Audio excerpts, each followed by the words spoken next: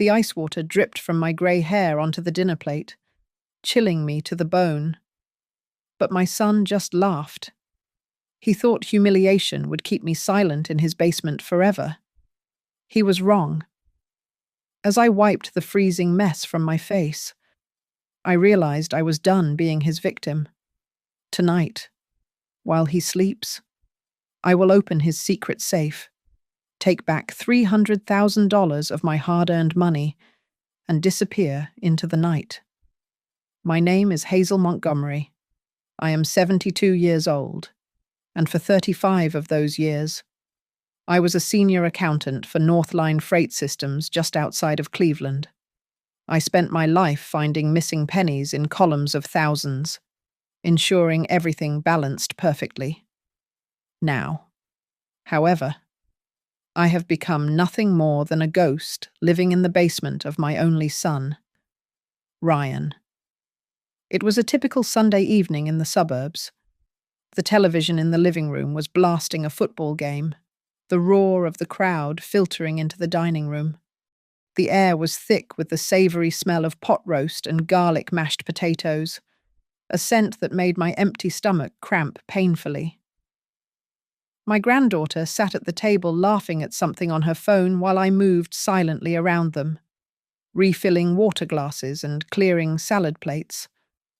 I was not a family member at this table. I was a fixture, as invisible as the wallpaper. When I finally sat down, the platter was mostly bare. My portion was hardly enough to feed a bird. Just a dry-end piece of meat and a spoonful of potatoes. My hands trembled slightly as I picked up my fork. I had eaten nothing but a small can of condensed tomato soup around noon. "Ryan," I asked, my voice soft and hesitant, "could I please have just a little more of the roast? I am still quite hungry." The chewing stopped. Ryan looked up from his heaping plate. He is 38 now, the owner of Montgomery Truck and Repair.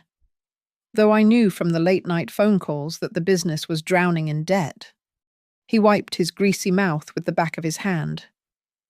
"You have had enough." "Mom," he said, his tone sharp enough to cut glass. "We are not running a free nursing home here. Groceries cost money." The table went dead silent. Monica, my daughter-in-law, stared intensely at her green beans, refusing to meet my eyes. The humiliation burned hotter than the hunger. "I am sorry," I whispered, trying to keep my dignity. I only meant a small slice. I did give you $200 for the grocery budget this week. Ryan. It was the wrong thing to say. I saw his jaw tighten immediately. I had inadvertently reminded him that he needed my help, and for a man whose ego was as fragile as his bank account, that was unforgivable. Ryan stood up abruptly, his chair screeching against the hardwood floor. He grabbed the glass pitcher of ice water from the center of the table. Before I could even blink, a shock of freezing cold hit me. He poured the entire pitcher over my head. The ice cubes clattered against my scalp and shoulders. The water soaked instantly into my favorite beige cardigan, running down my curved back in icy rivulets. Time seemed to slow down. The only sound in the room was the water dripping from my grey hair onto the china plate in front of me. My granddaughter let out a small, terrified gasp. Monica half rose from her chair, looking panicked. "Ryan, come on," Monica whispered, weaky. But she sat back down the moment he glared at her. She did not dare to intervene. Ryan looked down at me, a cruel smirk twisting his face. "Next time, remember who feeds who. Mum, maybe that will cool you off." I did not cry. I wanted to. But the sheer shock froze the tears in my ducts. I stood up, the water squelching in my shoes, and began to wipe the table with a napkin. As I reached for my granddaughter's plate, I saw her looking at me. It was not fear in her eyes. It was pity. She looked at me like I was a wounded stray dog that needed to be put out of its misery. That look pierced me deeper than the cold water ever could. It woke something up inside me that had been asleep for years. "I will just order a pizza," Ryan muttered, dismissing the scene he had just caused. He pulled out his leather wallet. As he opened it, I saw the empty fold where cash should have been. He frowned and shoved it back into his pocket. My mind flashed instantly to the heavy steel safe bolted to the floor in his home office. That was where he insisted I keep my pension money and life savings. He told me it was for safekeeping, to protect me from scammers. He thought I was too old to manage my own finances. I excused myself and walked to the bathroom. I locked the door and stared at my reflection in the mirror. My hair was plastered to my skull, and my mascara had run down my wrinkled cheeks. I looked pathetic.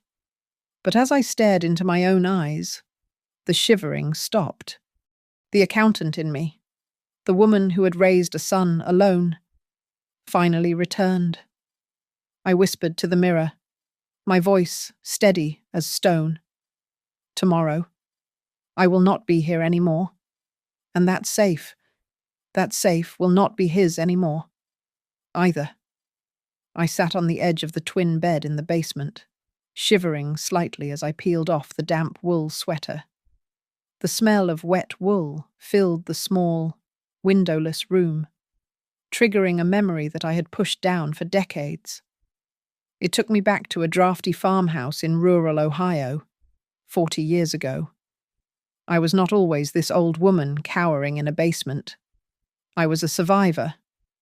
My husband, Dave, had been a long-haul trucker, a good man who worked himself into an early grave on the interstate when Ryan was only 6 years old. I remembered the nights after the funeral. I did not have time to grieve. I had a son to feed. I took a job at Northline Freight Systems, working the graveyard shift because it paid $1.50 more an hour than the day shift. For 35 years, I balanced their ledgers.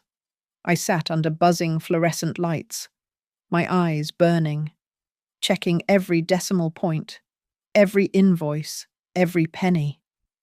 I ate cold sandwiches so I could afford to buy Ryan the brand name sneakers he wanted so badly, just so he would not feel like the poor kid in class. There was a time when he appreciated it. I closed my eyes and pictured the construction paper card he made me when he was 10. It had a drawing of a stick figure lifting a car. "You are my hero, Mom," he had written in crayon. "When I grow up, I will buy you a castle." That card was still tucked inside my Bible, but the boy who wrote it was dead. He had been replaced by the man upstairs who had just humiliated me for wanting a second slice of roast beef. The betrayal did not happen overnight. It was a slow erosion. 10 years ago, when Ryan wanted to open Montgomery Truck and Repair, he came to me with tears in his eyes. He told me the banks would not give him a loan without a substantial down payment. "Mom, this is our future," he had pleaded, holding my hands across the kitchen table of the bungalow I had owned for 20 years. "If you sell the house and invest your pension, we can build something huge. I will take care of you forever. You will never have to work again." I believed him.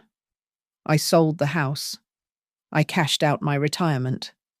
I handed him a check for nearly $300,000. It was everything I had. "We should put the rest in the safe here. Mum." He had insisted a few days after I moved in. "Hackers are targeting seniors these days. It is safer in cash. In my office. I will manage the bills for you so you do not have to worry about a thing." Like a fool. I agreed.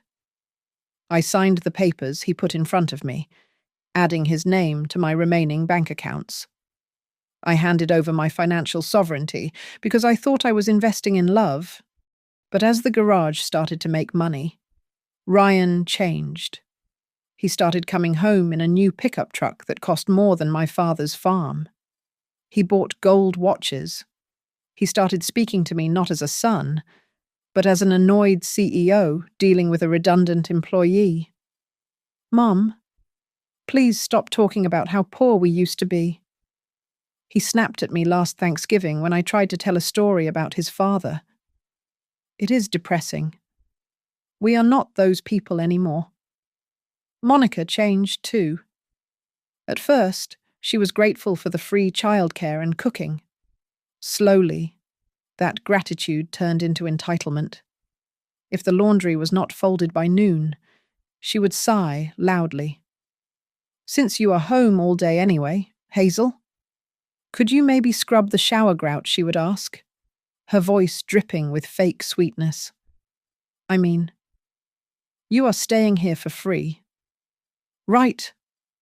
I swallowed every insult. I told myself that being near my grandchildren was enough compensation. I told myself that I was old and useless, and they were right to tolerate me.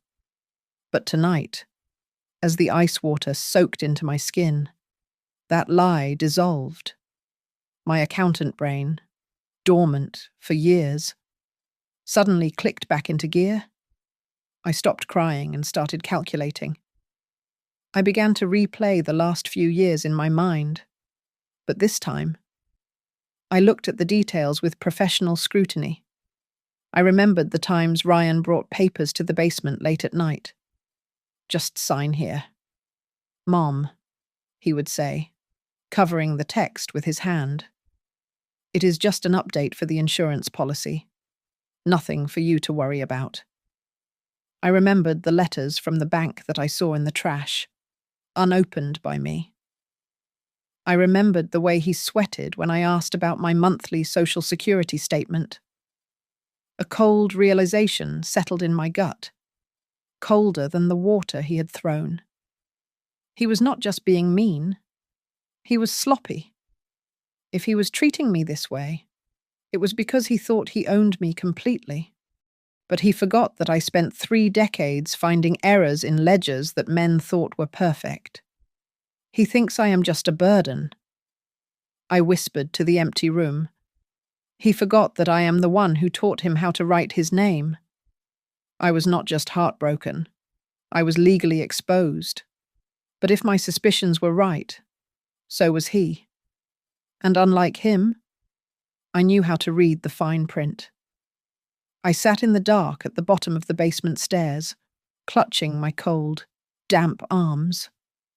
The house had fallen silent after the disastrous dinner, or so I thought. Then, the voices started drifting down through the thin floorboards of the living room above. "You went too far." "Ryan," Monica said, her voice low and shaky, pouring water on her Jesus. The kids were watching. "I am sick of it," Monica Ryan roared back, though he tried to keep his voice down, resulting in a harsh, strangled whisper that was even more terrifying. "She is a leech. Do you have any idea how much her medical copays were last month if she stays here another month? We are going to drown. I am already underwater." I held my breath. My heart hammered against my ribs like a trapped bird. "She is your mother," Monica replied, though her defense sounded weak. "She is a liability," Ryan snapped. I heard the heavy thud of his boots pacing the floor. I looked into it. There is a way to handle this. We file for legal guardianship.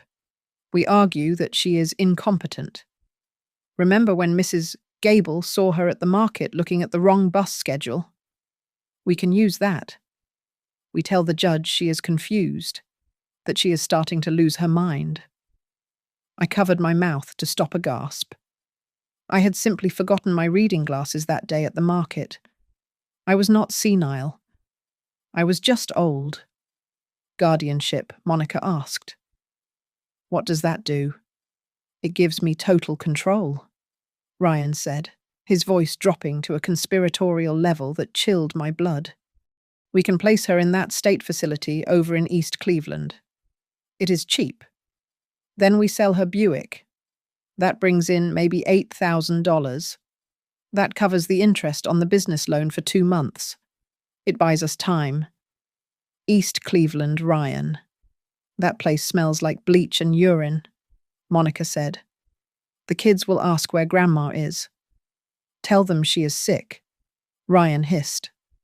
Look, Monica, it is either she goes or we declare bankruptcy. Do you want to lose this house? Because that is where we are heading. I stopped listening. I pulled my knees to my chest and sat there in the silence of the basement. The man I had raised, the boy whose scraped knees I had bandaged, was now weighing my life against his debt interest. I was not a person to him anymore. I was an asset to be liquidated. I barely slept that night. My mind raced, connecting dots I had previously ignored. I remembered the letters from the bank that Ryan had snatched from the mailbox before I could touch them. I remembered seeing envelopes with the logo of the Federal Loan Relief Program on his desk last week. When I asked him about them, he had waved his hand dismissively. Just junk mail for the business? Mom, he had said. Do not worry your pretty little head about it. The next morning, the house smelled of bacon. I walked up the stairs, my legs feeling heavy as lead. Ryan was standing at the stove, whistling. The monster from last night had vanished, replaced by a smiling, attentive son.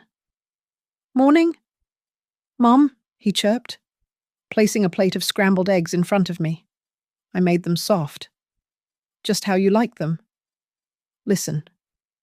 I felt bad about last night. I was just stressed. Work is crazy.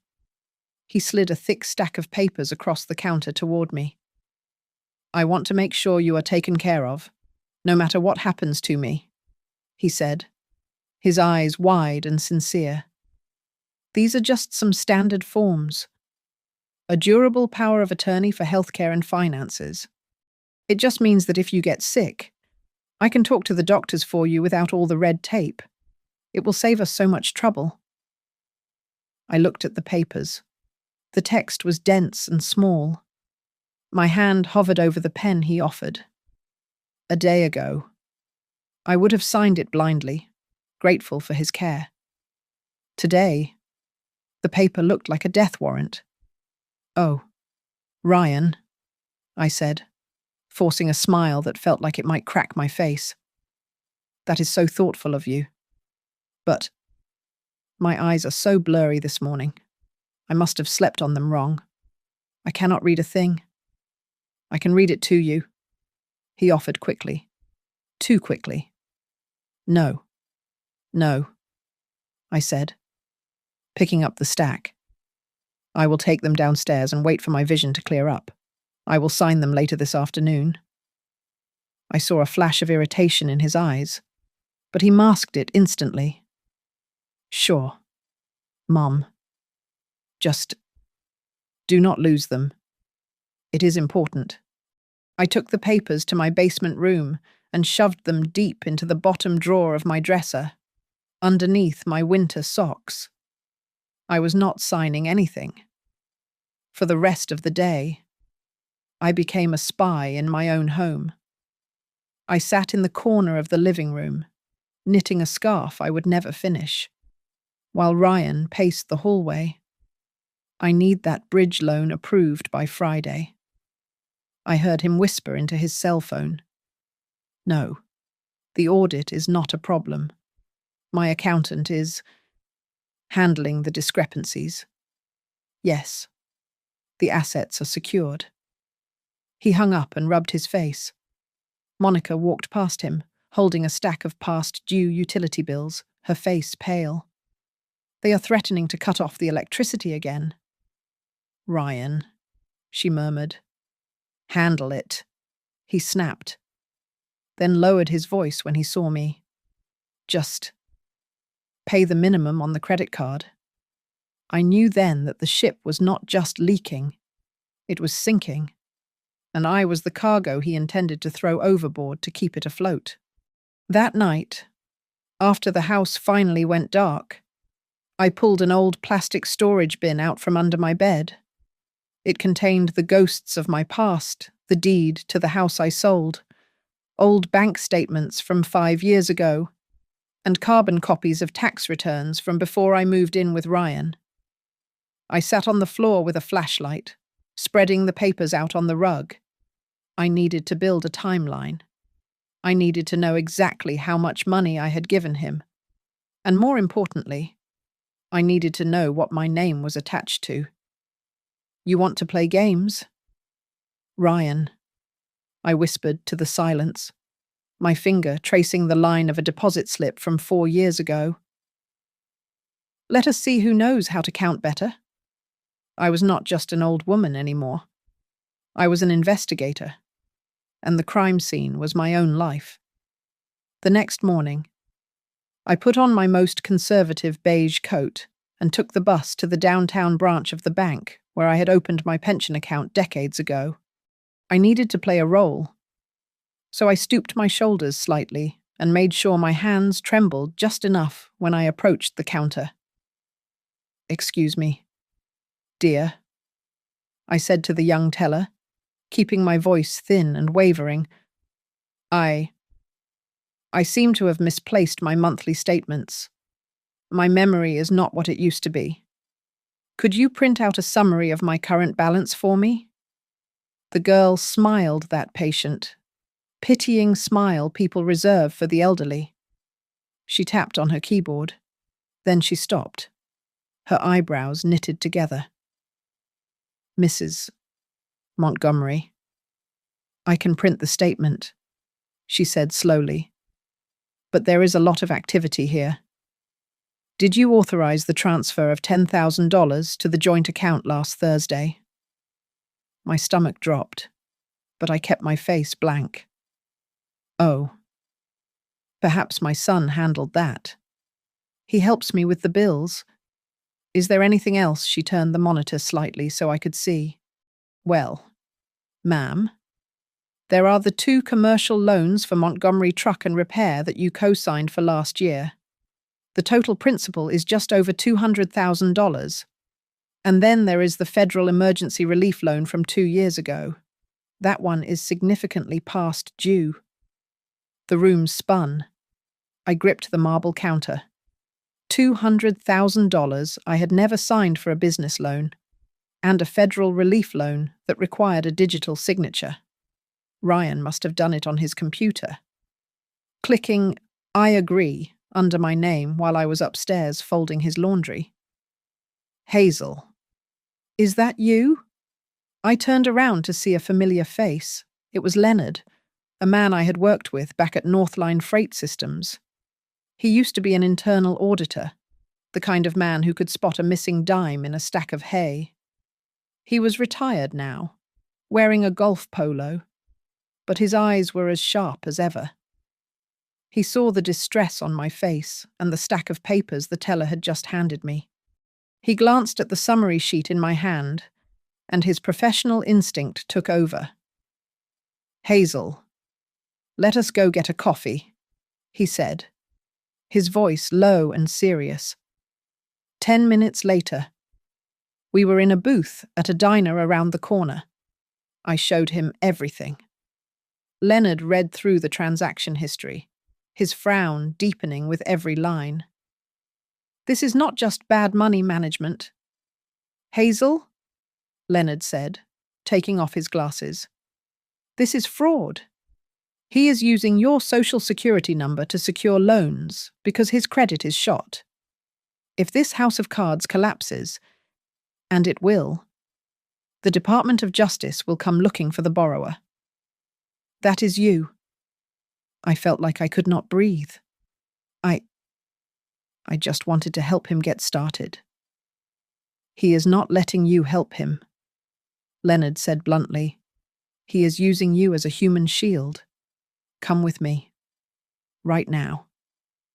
Leonard drove me to a small brick building on the edge of the city. The sign on the door read, Abigail Pierce, attorney at law. Abigail was a woman in her 50s, with short, steel-grey hair and eyes that looked like they could cut through concrete. She specialized in elder law and financial abuse. She listened to my story without interrupting. Then she looked at the bank printouts and the notes I had scribbled about the safe. Your son is smart, but he is arrogant, Abigail said, leaning back in her leather chair. He thinks you are feeble. He has set it up so that if the business fails, the debts fall on you, but if it succeeds, the profits go to him. It is a classic move. I just want my pension money back, I said, my voice trembling with rage. I just want to leave. No, Abigail said firmly. If you just run, you are still on the hook for those loans. We need to sever the legal ties. You need to go back into that house and act like nothing has changed. We need evidence that he forged your signature. We need to prove he defrauded the government, not you. She leaned forward, her voice dropping to a whisper. Hazel, you said there is a safe and a black ledger. Yes, I answered. Get me pictures, Abigail said. If he is keeping a second set of books, that is our silver bullet. That proves criminal intent. It proves you were the victim, not the accomplice.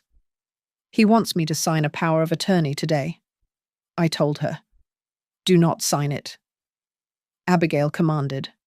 Stall him. Play the confused old lady. Make him think he has already won. Can you do that? I thought about the cold water running down my back. I thought about the look of disgust on Ryan's face. Yes, I said. And for the first time in years, I felt a spark of dangerous energy in my chest. I can act. I left the office an hour later. The fear was gone, replaced by a cold, hard resolve. I was not a helpless old woman anymore. I was an undercover operative in enemy territory, and the enemy was sleeping down the hall. I became the architect of my own senility. It was a role I played with the precision of a method actor. I started leaving my reading glasses in the refrigerator. I would walk into the living room, look around with a vacant expression, and ask if it was Tuesday, even when the Sunday football game was blaring on the television. Mum, it is Sunday, Ryan would say, exchanging a knowing look with Monica. You just asked me that 10 minutes ago. Oh, did I would ask, letting my voice trail off into a confused whisper. My mind. It feels like a sieve these days. It was working. I heard Ryan on the phone with his lawyer friend later that week. It is getting worse, fast.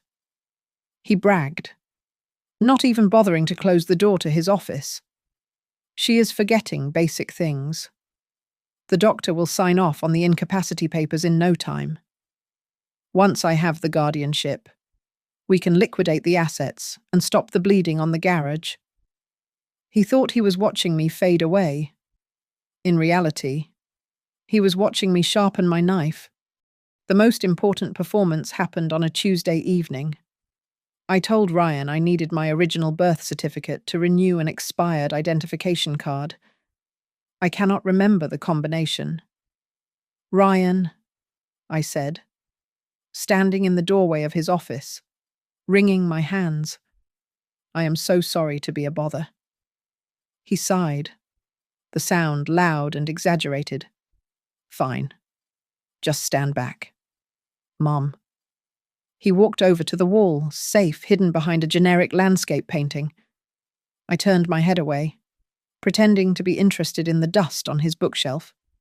But I watched his reflection in the glass of a framed diploma hanging on the opposite wall. Left to 24. Right to 8. Left to 86. His birthday. Of course. It was always about him. The heavy steel door clicked open. As he reached in to find my document, I shuffled closer, squinting as if I was struggling to see. "Is it in the blue folder?" I asked innocently. In that brief moment, I saw everything. The safe was not just holding my retirement papers. Next to my modest envelope, there were thick stacks of cash bound with rubber bands, not bank straps.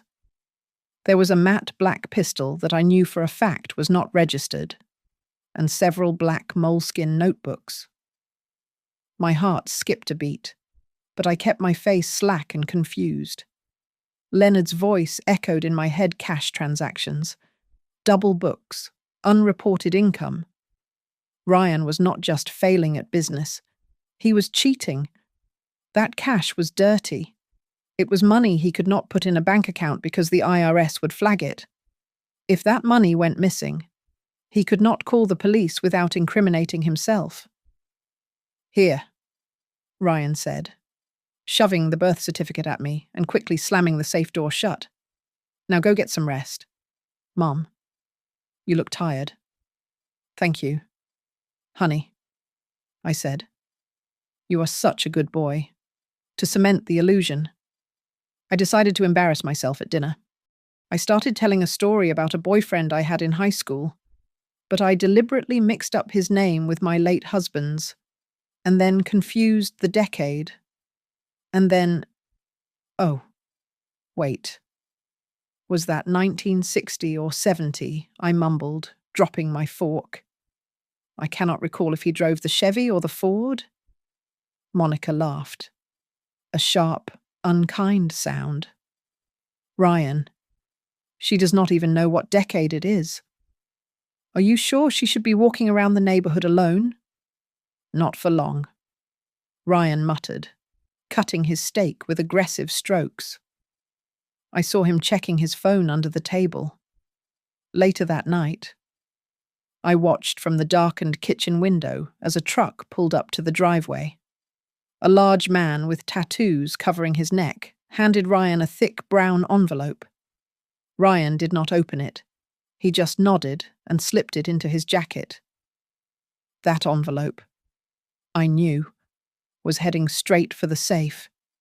He thought he had me cornered. Ideally, he wanted to send me to a psychiatrist of his choosing, a man he played golf with, to get the official diagnosis of dementia. "I made an appointment for you on Thursday. Mum," he told me the next morning. "Dr.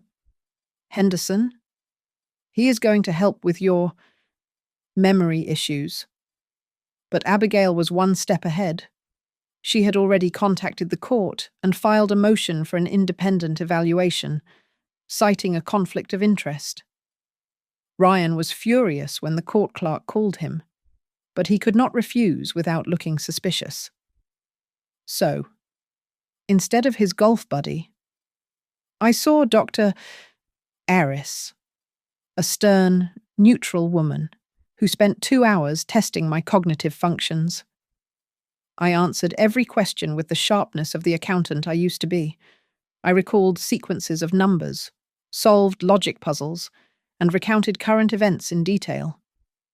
"You are remarkably sharp, Mrs. Montgomery," Dr. Aris said at the end, closing her folder.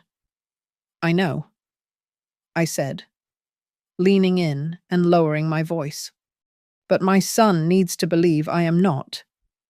Please send the report directly to my attorney. Abigail Pierce. Do not send a copy to my son yet." I walked out of that clinic leaning heavily on my cane, looking frail and confused for the benefit of Ryan, who was waiting in the lobby. "How did it go?" he asked, looking for signs of failure. I do not know," I said, looking at the floor. They asked so many questions. "Ryan, my head hurts." He smirked, patting my shoulder with mock affection. "Do not worry, Mom. It will all be over soon." I smiled back at him, a sweet, vacuous smile. He had no idea how right he was. It would indeed be over soon. But not for me. Every time he laughed at my expense, he was digging the hole of his own legal grave a little deeper, and I was just waiting for him to hand me the shovel. It was a Friday night, and the house was heavy with the smell of stale bourbon. Ryan had come home early, started drinking to drown out his debt collectors, and was now passed out on the leather sofa in the den. Monica had taken the children to a double feature at the cinema to escape his mood, leaving the house in a rare state of suspended animation. I sat on the edge of my bed in the basement, my hands folded in my lap, watching the digital clock flip from 9:59 to 10 o'clock. My cheap, prepaid burner phone buzzed in my pocket. It was the signal I had been waiting for. Cognitive evaluation complete. The text from Abigail read, "Result fully competent. Filed directly with family court. You are shielded." That text was my armor. I stood up. My heart was hammering against my ribs, a frantic rhythm that defied my age. But my hands were steady. I was not a grandmother tonight. I was a woman reclaiming her life. I crept up the basement stairs, skipping the third step that always groaned under weight. I moved through the kitchen, where the moonlight stretched across the floor like prison bars, and made my way to Ryan's office. I walked silently, placing my feet carefully on the hardwood floor, a ghost haunting the house that had tried to bury me. Inside the office, the streetlights outside cast long, sharp shadows across the room. The safe was behind a painting of a generic sailboat that Ryan had bought at a discount store. I moved the picture aside. The cold steel of the dial felt heavy under my fingers. Left to 24. Right to 8. Left to 86. I held my breath as I turned the dial. The mechanism gave a soft, metallic click that sounded to my ears like a gunshot. I pulled the handle, and the heavy door swung open. The smell of old paper and gun oil wafted out. I turned on the small flashlight I had brought with me. The beam cut through the darkness, illuminating the secrets my son had hidden. There were thick envelopes of cash, bound with rubber bands and marked with strange codes, not bank straps. There was a matte black pistol that I knew was not registered. There were hard drives and USB sticks. And there, tucked in the back, was a black leather notebook. I reached in and pulled out a file labeled Montgomery Truck. Loans. My hands shook as I opened it. Inside, I found paperwork for a federal emergency relief loan. It was under my name, Hazel Montgomery.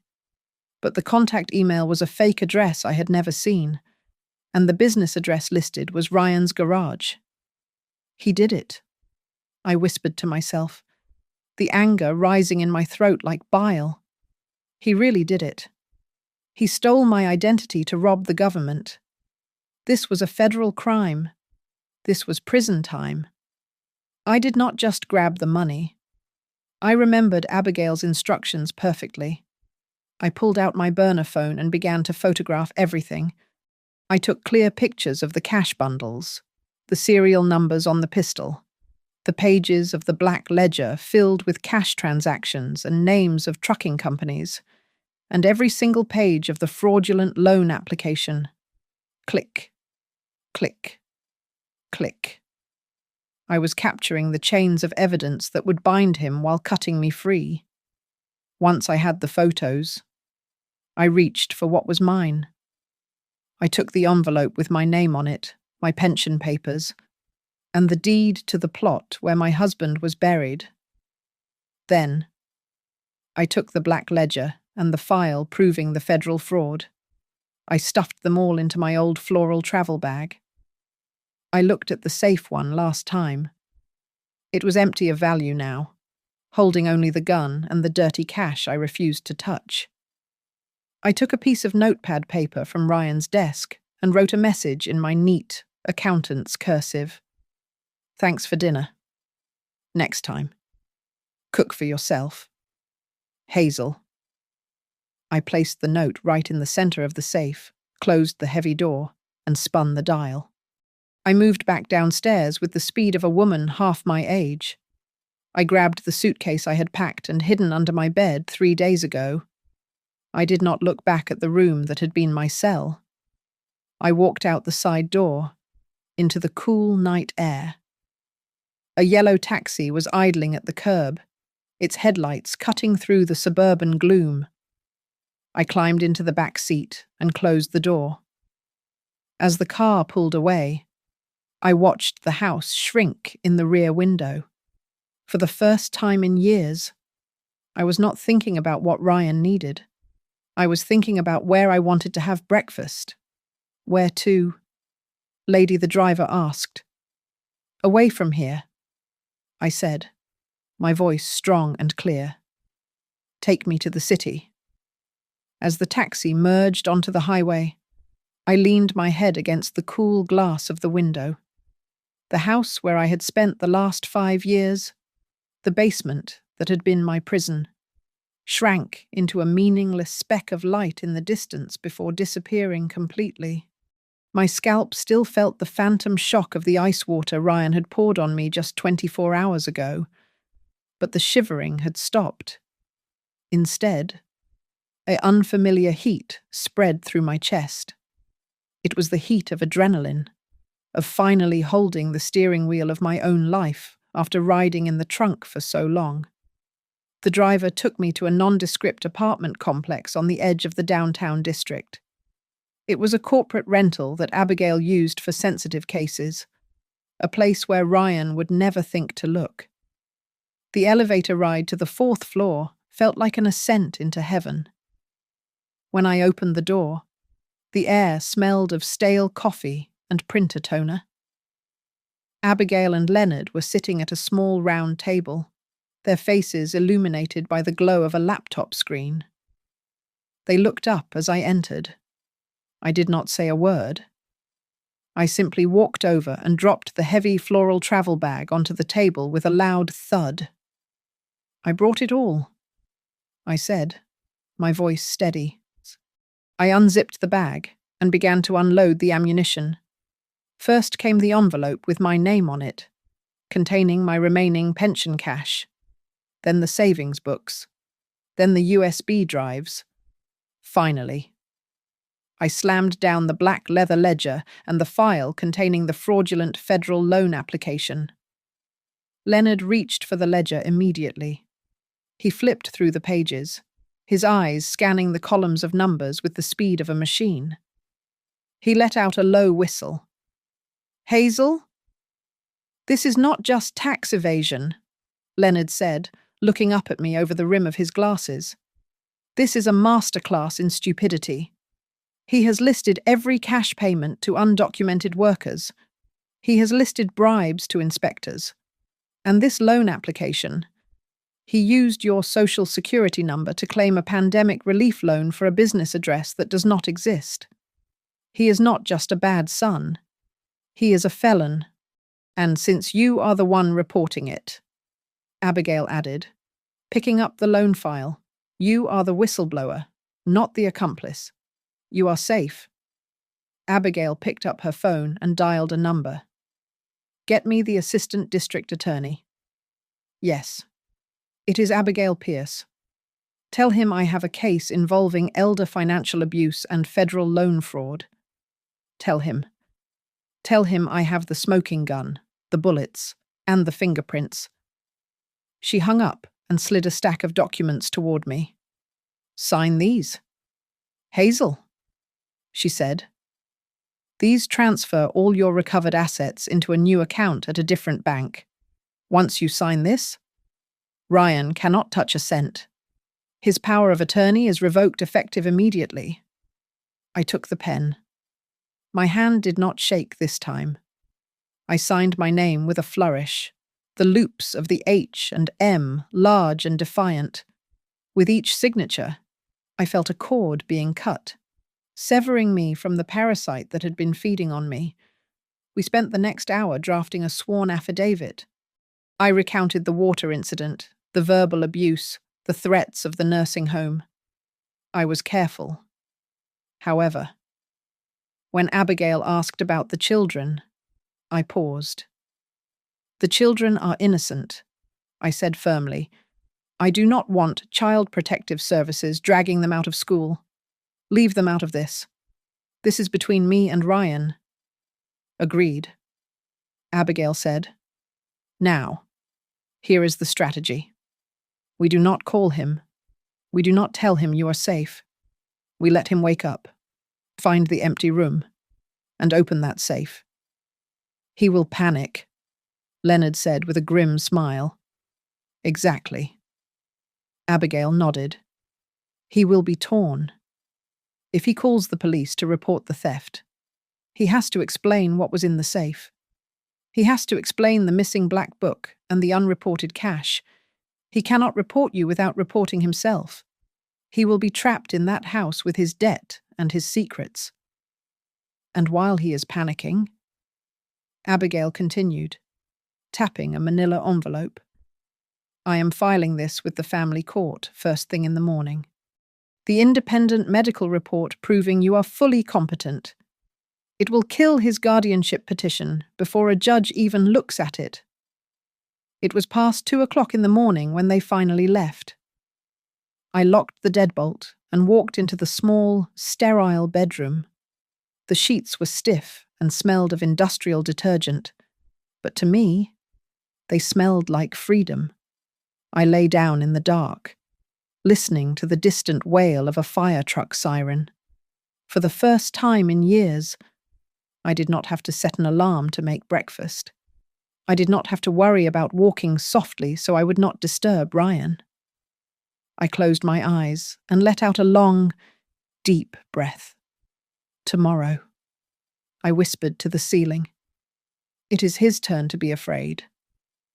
The sun rose on Saturday morning, but for my son, I imagine it felt like the beginning of the apocalypse. I was sitting in my temporary apartment, sipping a cup of Earl Grey tea, when my burner phone began to buzz against the table. I did not need to be in that house to see the scene playing out. I knew exactly what had happened. He would have gone downstairs, expecting to smell bacon and coffee, only to find the basement room stripped bare. The bed was made with military precision. The closet was empty, and on the pillow lay a single sheet of paper. Do not look for me. I took back what was mine. That note would have sent him sprinting to his office. I pictured him tearing the cheap sailboat painting off the wall, his hands shaking so hard he probably missed the combination twice. Click. The heavy door would swing open. And then, the silence. The panic would not have set in because the money was gone. Ryan always believed he could make more money. The panic set in because the wrong things were gone. My pension cash, irrelevant to him, but the black ledger, the hard drives, the loan fraud paperwork. Those were his life, his freedom, and his leverage. And in their place, sitting innocently on the metal shelf, was my sarcastic note about him cooking his own dinner. He screamed. I know he did, because my phone screen lit up with his rage 10 minutes later. But he did not call the police. He was trapped. How does a man explain to a police officer that his elderly mother stole the evidence of his federal crimes? To report me was to confess. He was forced to swallow the loss of hundreds of thousands of dollars in silence. Instead, he terrorized my voicemail. I watched the phone vibrate, letting it dance across the table without touching it. Mom. Mom. Pick up the damn phone. His voice crackled through the voicemail speaker later, sounding breathless and shrill. You took things that do not belong to you. You have no idea what you have done. You need to come back. Right now, I deleted it. His fear was the only interest payment I needed. By Tuesday, The tone of his messages shifted from anger to pure, unadulterated terror. The prosecutor Abigail had contacted moved with terrifying speed. Ryan must have checked the mail. "Mum, listen to me." He left another message, his voice trembling. "I got a letter. From the bank. And the IRS. They are asking for audits. They are asking about the relief loan. You have to come back. We have to fix this together. If I go down, you go down too. Do you hear me? We are family." I sat in the lawyer's office and played the recording for Abigail. She laughed, a dry, sharp sound. "He is bluffing," Abigail said. "He is drowning and trying to grab onto your ankle. I will send him a cease and desist. He is not to contact you again." Then Monica entered the fray. Abigail informed me that the joint accounts had been frozen pending the investigation. Monica, who had turned a blind eye to Ryan's bullying for years, suddenly could not ignore a declined credit card at the grocery store. "Ryan lied to me," Monica texted me, her first message in 3 years. "He said you were senile. He said you were stealing. But the bank says it is fraud." "Hazel, what is going on?" I did not reply. Let them eat the soup they cooked. But the final blow came from outside the house.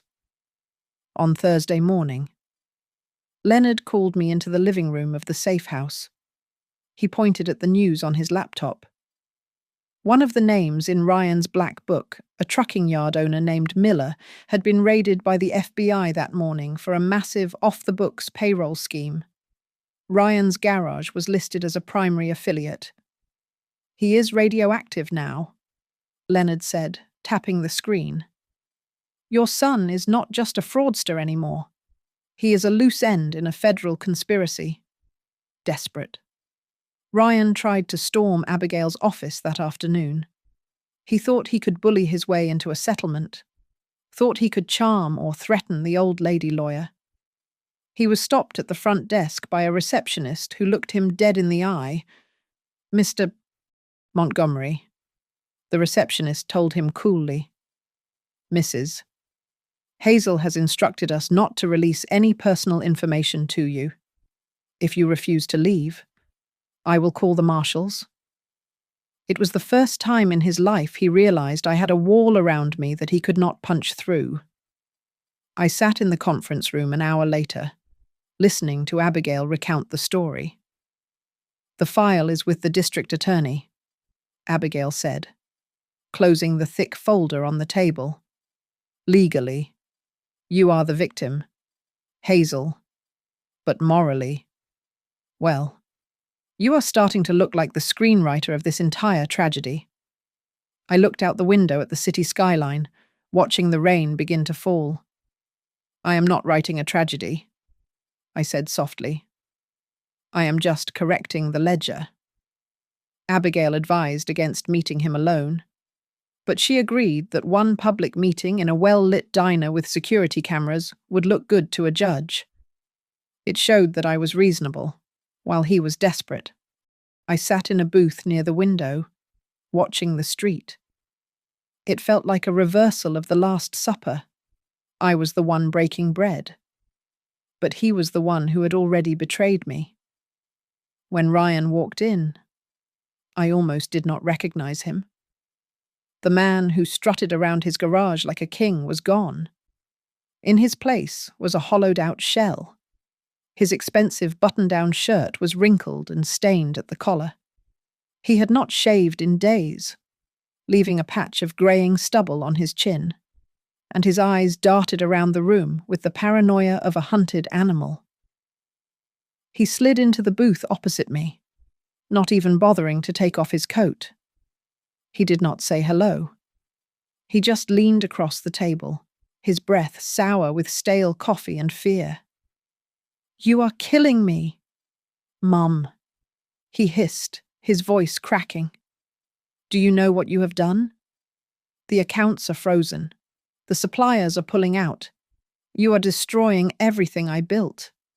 He spoke as if he were the victim. He truly believed it. In his mind, my refusal to be a silent victim was an act of aggression. I folded my hands on the table, keeping them perfectly still. "You used my name to defraud a bank. Ryan, you planned to dump me in a cut-rate state nursing home in East Cleveland so you could sell my car. You poured ice water on my head in front of your children because I asked for a slice of roast beef. And you ask me what I have done." Ryan flinched at the mention of the water, but he recovered quickly, his face twisting into a sneer of justification. I just borrowed your name," he stammered, waving his hand dismissively. "Everyone does it in business. You do not understand how the modern world works." "Mum, it is leverage. I did it to feed the family, to feed you. You did it to buy a new truck and a watch you could not afford," I said calmly. "I was going to pay it back," he insisted, his voice rising enough to turn a few heads at the counter. "I always pay it back. I am the one holding this family together. But you had to go and steal the ledger. You had to talk to a lawyer." I reached into my purse and pulled out a single manila folder. I slid it across the table. "Open it," I said. He hesitated, then flipped it open. Inside was the copy of the independent medical report declaring me fully competent, and underneath it, a copy of the guardianship application he had secretly filed with the court. "I know about the plan. Ryan," I said. "You did not just want my money. You wanted to own me. You wanted the legal right to decide when I eat, where I sleep, and when I die." Ryan stared at the papers. His face went pale, then red. He slammed the folder shut. "If you had just signed the power of attorney when I asked, I would not have had to do the loans," he shouted, slamming his hand on the table. "You forced me to do it. You were being difficult." The silence that followed was deafening. He froze, realizing what he had just said. He had just admitted, in a public place with witnesses, that his fraud was a direct result of failing to secure legal control over me. He had admitted that the guardianship was a financial tool, not a medical necessity. I looked him in the eye. I saw the little boy I used to carry on my hip, but he was buried under layers of greed and entitlement. "You made a mistake that night. Ryan," I said softly, "when you poured that water on me, you thought I would shrink. You thought I would freeze up and stay in that basement until I died. But you forgot something about cold water. What he breathed, his eyes wide. It wakes you up," I said. It shocked me awake. "Ryan, and I am never going back to sleep." Ryan's expression hardened. The desperation turned into malice. He leaned in close, his voice a venomous whisper. "If you do not drop this, if you do not tell the lawyer it was a mistake, I will tell everyone you are a thief. I will tell the kids you abandoned them. You will never see your grandchildren again. I will make sure you die alone." It was his final card, the threat of loneliness. A month ago, it would have worked. But today, looking at the man who would sell my dignity for a bridge loan, I felt nothing but a cool detachment. "You cannot blackmail someone who is not afraid of losing you anymore," I said. I stood up. I placed a $20 bill on the table to cover the coffee I had drank and the meal he would not be able to stomach. "You chose the money over me a long time ago. Ryan," I said, looking down at him one last time. "From now on, I choose my freedom over you." I turned my back on him. I heard him call out, "Mum." Wait. But I did not stop. I walked out of the diner, the bell on the door jingling cheerfully. I stepped onto the sidewalk and took a deep breath of the city air. I was walking away from the table, and for the first time in my life, I was not the one clearing up the mess. The fluorescent lights of the county courthouse were far harsher than the dim bulbs of my son's basement. But for the first time in years, I did not feel the need to hide from the light. I sat at the plaintiff's table next to Abigail, my back straight, my hands resting on the polished wood. Across the aisle, Ryan sat hunched over, his knee bouncing nervously. The hearing was short, brutal, and efficient. The assistant district attorney did not waste time with theatrics. He simply laid out the photos I had taken on that cheap burner phone. He projected the images onto a screen, the stacks of cash bound with rubber bands, the black ledger recording illegal payroll payments, and the fraudulent federal loan application bearing my social security number, but Ryan's email address, Ryan's lawyer, a sweaty man with a comb-over who looked like he cost less than a used car, tried to argue that it was all a misunderstanding.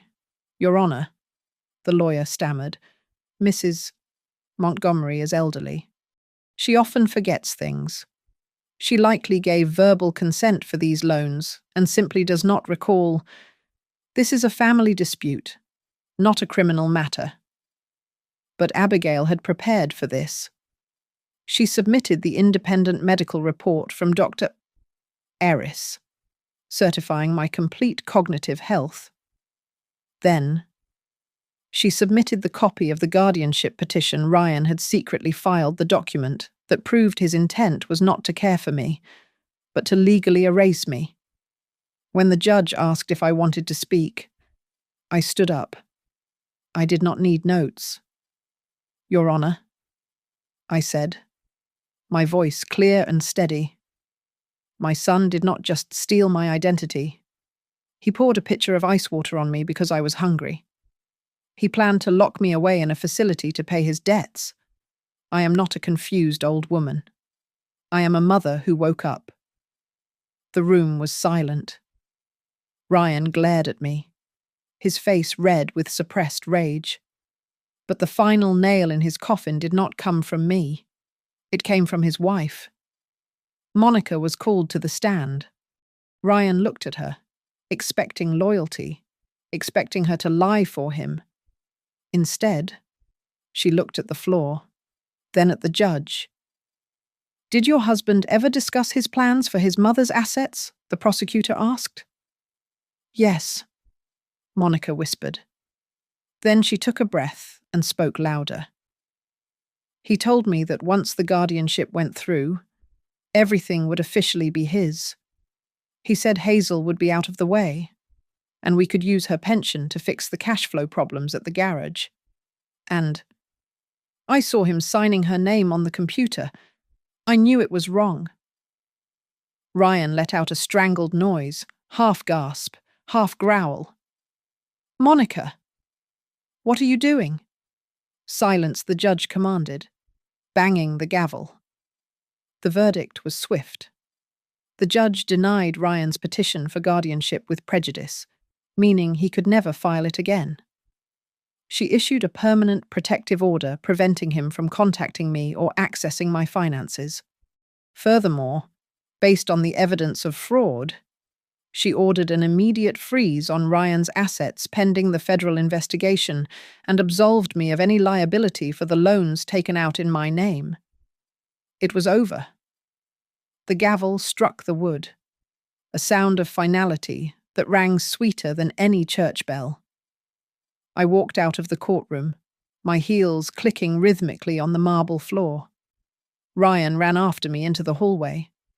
The bailiff stepped forward to intercept him, but I raised my hand. I wanted to hear this. Mom, please," Ryan begged, grabbing the sleeve of my coat. His arrogance was gone, replaced by a pathetic, weeping desperation. "You can stop this. You can tell them it was a mistake. I am your son. We are blood. You cannot let me go to prison. I looked at his hand on my sleeve, then up at his tear-stained face. I searched for any sign of the little boy I used to know, the one who drew me cards and promised to buy me a castle. But that boy was gone. In front of me stood a stranger who calculated the value of my life against his interest rates. My son died that night. Ryan, I said, my voice devoid of anger, holding only a cold, hollow truth. He died the moment you poured that water on me and called me a burden. The man standing in front of me now is just a stranger who has to pay his bill. I pulled my arm away from his grip. He stood there, mouth open, paralyzed by the realization that his emotional blackmail had no currency left. I pushed open the heavy double doors of the courthouse. Outside, a light rain was falling. I stepped into it, letting the drops land on the shoulders of my new coat. It felt different from the ice water in the kitchen. That water had been meant to shame me, to shrink me. This rain felt like a baptism. It was clean. It was free. I gripped the handle of my purse, feeling the weight of the key to my new apartment and the legal papers that declared me a free woman. I did not look back at the courthouse. I did not look back at the son I was leaving behind to face his own wreckage. He once thought that opening a safe was the key to taking my life. He never understood that the only person who could truly open my life was me. And I had just walked through the door. Thank you so much for listening to my story. I would love to know where you are tuning in from. So please drop a comment below and share your thoughts on what you would have done in my shoes. If you enjoyed this story, please make sure to subscribe to Grandma's Family Diary, hit that like button, and smash the hype button to help this video reach more people who might need to hear it. See you in the next one.